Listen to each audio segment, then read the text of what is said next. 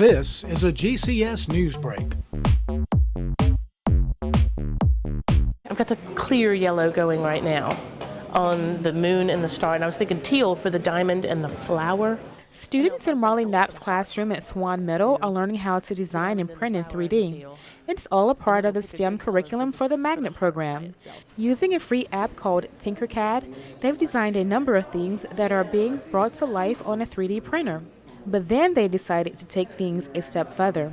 We talked about what are people's needs, and we understood how can we meet needs by using 3D and printing, and 3D printing. And so we started designing things that will help the teachers in the school, and pencil boxes or marker boxes. And then we started thinking about what else can we do, and we found the hospital and their needs in their recreational therapy rooms. So they have been designing beads, puzzles, games, baby mobiles, little fidgets to help with fine motor skills, and they've done a wonderful job. They've gotten really creative with what they've designed.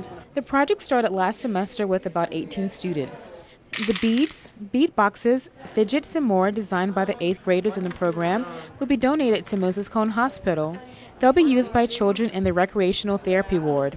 I think it's a great idea because I know that many of these kids don't have a lot of stuff or toys, and they just don't have enough money to get it. The fact that we can help them with all the stuff that they need and all the stuff that they can get, it just makes me get all emotional and happy for them. I hope their fine motor skills will get better and they'll just have fun with it. We're adding that extra layer on top of the design process of how can they help other people, how can they pay it forward, how can they meet people's needs, and understanding that service to other people. So we've given them that extra layer as well as them learning how to design. It makes us feel like we're doing something good in our lives.